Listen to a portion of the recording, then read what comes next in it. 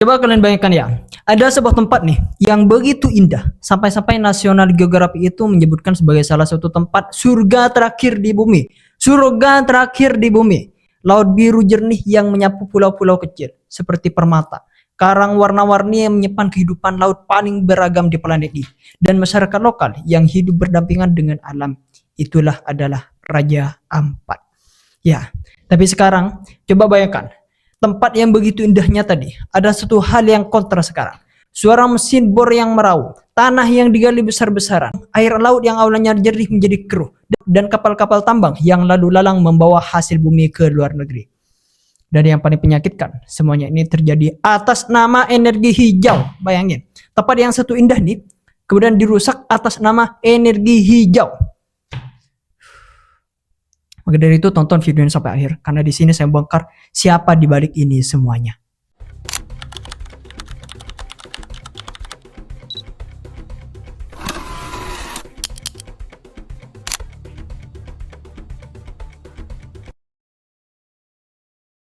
Saya yakin sebagian dari kalian itu pasti tahu berita ini. Surga dunia yang bernama Raja Ampat sekarang itu sudah mulai dipreteli untuk dijadikan tambang nikel. Bahan mentah yang katanya jadi kunci masa depan karena mau dipakai buat bikin baterai mobil listrik dan teknologi ramah lingkungan. Tapi ini sangat ironis sekali bagi Indonesia. Kita diceritakan tentang masa depan bersih, bebas emisi, dan bumi yang lebih hijau. Tapi semua itu justru dibangun di atas kerusakan lingkungan yang nyata yang sekarang sedang terjadi di halaman belakang kita sendiri, yaitu Raja Ampat. Nah, makanya di video ini saya tuh pengen ajak teman-teman semua itu buat mikir bareng lah sekarang. Apakah benar transisi energi global ini sangat adil buat Indonesia? Atau jangan-jangan kita ini cuma dijadikan lumbung bahan baku demi kenyamanan negara-negara besar? Dan lebih gilanya lagi, mereka itu pakai narasi penyelamatan bumi. Bayangin, penyelamatan bumi untuk merampas kekayaan alam kita sendiri. Kita nih yang dirusak, yang diselamatkan negara lain. Itu logikanya mana? Anak kecil aja mikirnya itu pasti, wah ini sangat buruk sekali pasti. Tapi ingat ya, saya gak mengatakan semua tambang itu salah. Tapi kalau yang dikorbankan itu adalah Raja Ampat, sebuah kawasan konservasi yang dilindungi, yang jadi tumpuan ekonomi nelayan lokal, dan pusat keanekaragaman hayati laut dunia. Ya jujur saja, ini bukan lagi soal pro atau kontra tambang.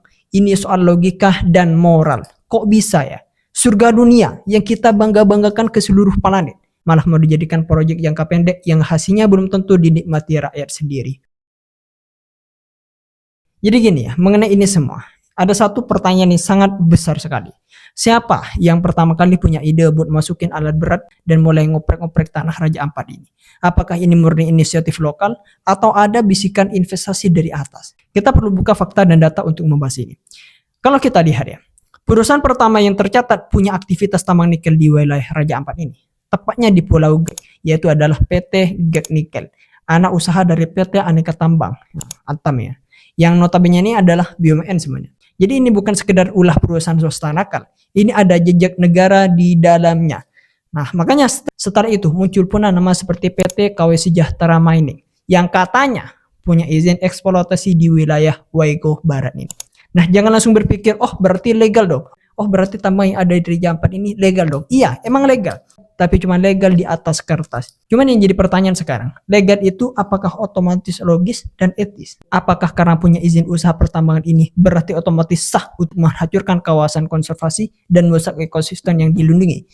Karena kalau kita telusuri lebih dalam, ini banyak izin-izin tambang sebenarnya yang keluar justru di masa abu-abu regulasi, saat penguasaan longgar, dan saat uang bicara lebih keras daripada suara rakyat. Dan lucunya lagi, semua ini tuh dibungkus dalam narasi besar. Ini saya bikin greget, yaitu adalah Indonesia harus jadi pemain utama nih ke dunia. Jangan cuma jadi penonton, harus hilirisasi. Iya, saya setuju dengan hilirisasi. Siapa yang nggak setuju?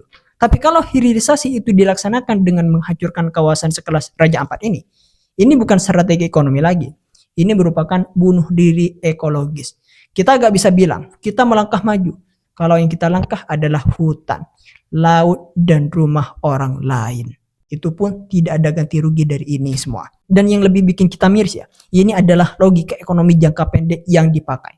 Jadi kalau kita lihat, pemerintah dan perusahaan itu ngotot bilang, ini untuk kepentingan nasional. Tapi kita harus tanya sekali lagi, kepentingan nasional yang mana? Yang dinikmati siapa? Jangan-jangan yang diambil dari Raja Ampat cuma meninggalkan lubang dan lumpur semata. Sementara keuntungannya terbang ke kantor-kantor pusat dan katalog elit di Jakarta atau luar negeri. Makanya di sini itu sangat penting buat kita pahami, tambang itu bukan tiba-tiba ada ya. Ia hasil dari keputusan politik dan ekonomi yang kadang lebih didorong oleh nafsu kapital daripada akal sehat.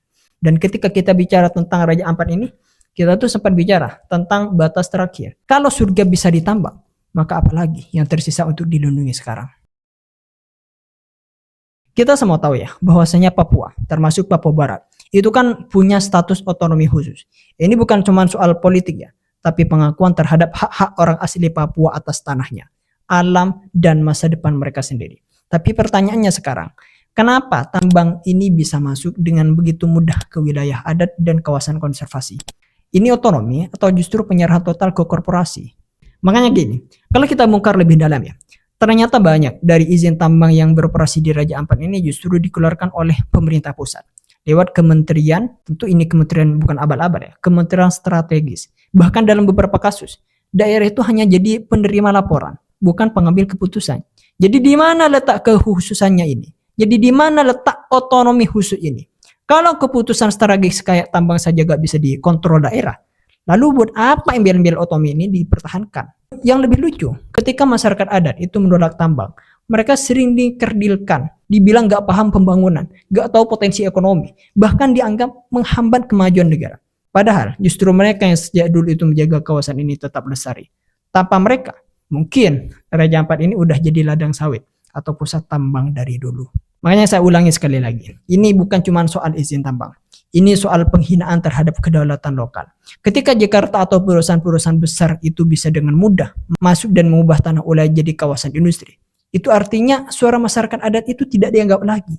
Dan ini terjadi bukan sekali dua kali ya. Ini sudah menjadi pola. Dari dulu, dari Merauke sampai Sorong, ini terjadi. Dan jangan lupakan juga bagaimana status kawasan konservasi di Raja Ampat ini, yaitu dijadikan ambigu.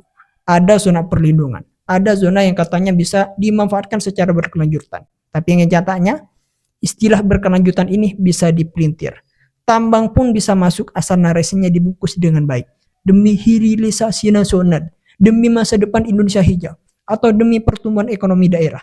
Mana? Padahal yang tumbuh itu bukan ekonomi masyarakat, tapi kocek korporasi. Yang hijau bukan alamnya, tapi dolar di rekening pala elit-elit itu. Jadi di titik ini kita harus jujur bertanya, apakah otonomi khusus itu benar-benar ada?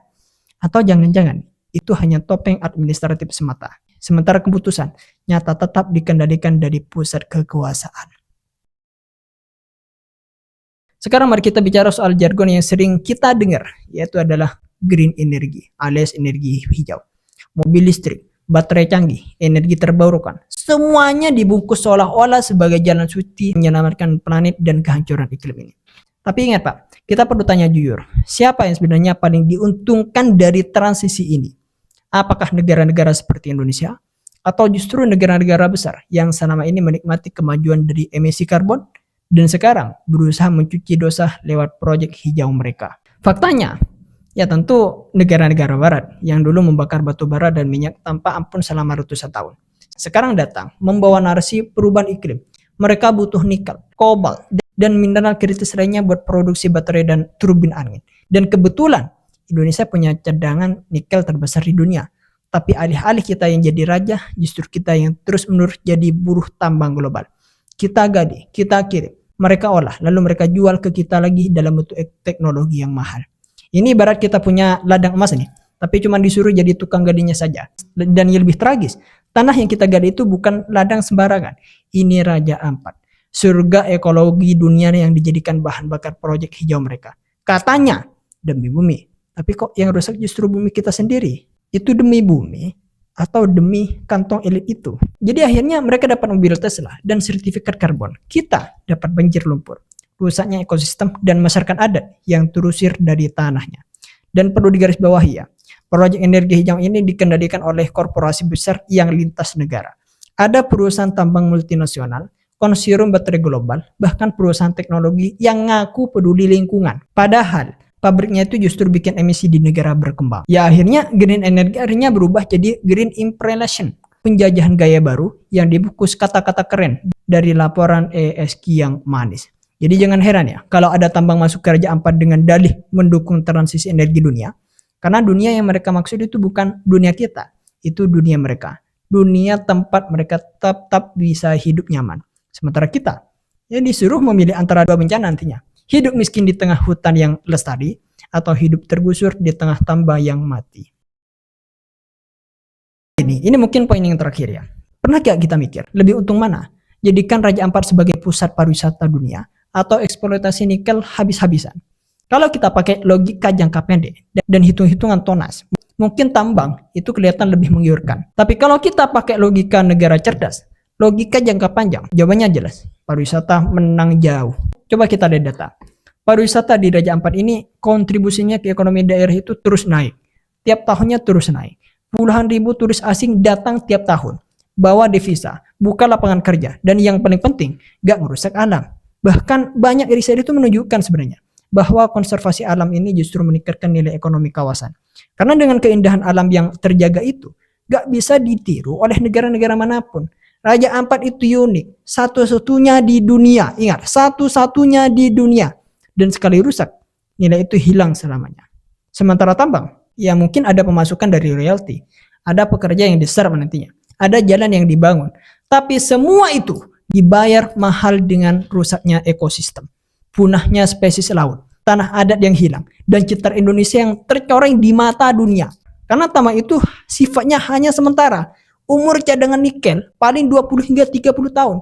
Setelah itu, lubang-lubang bekas galian, air tercemar, dan masyarakat lokal yang kehilangan identitasnya. Coba bandingkan dengan pariwisata yang berkelanjutan. Kalau dikelola dengan serius, Raja Ampat ini bisa jadi Bali baru nantinya. Tapi versi premiumnya lebih eksotis, lebih eksklusif, dan jauh lebih natural. Artinya, nilai per kepala turis itu bisa jauh lebih tinggi. Dan karena pariwisata sifatnya berulang dan terus tumbuh, ya pendapatannya nanti itu bisa berlipat-lipat dari tambang. Jika dibarengi infrastruktur yang tepat dari pemerintah nantinya. Dan jangan lupa, pariwisata di Raja Ampat itu berbasis komunitas ya. Jadi banyak warga lokal yang jadi pemandu, pengelola homestay, operator diving, sampai pelaku ekonomi kreatif. Artinya, ekonomi itu berputar di level bawah nantinya. Bukan hanya numpang lewat ke kantor perusahaan besar. Jadi ini itu inklusif, bukan eksploitatif. Jadi kalau ada yang masih berpikir nih, bahwa nikel lebih menguntungkan dari keindahan Raja Ampat, bisa jadi bukan karena mereka gak tahu data, tapi karena mereka gak dapat bagian dari pariwisata, tapi malah dapat jatah dari tambang. Jadi surat terbuka buat Pak Prabowo, tolong ini itu diurusi. Ini kejelasannya gimana? Apakah iya keindahan alam kita itu mau dihilangkan di Indonesia ini? Tolong ini turun langsung dan urusi gimana caranya ini. Bagaimana solusinya dengan adanya ini? Dan bagi kalian yang nonton video ini, bagaimana menurut kalian? Tulis pendapat kalian di kolom komentar. Sampai jumpa eksklusif.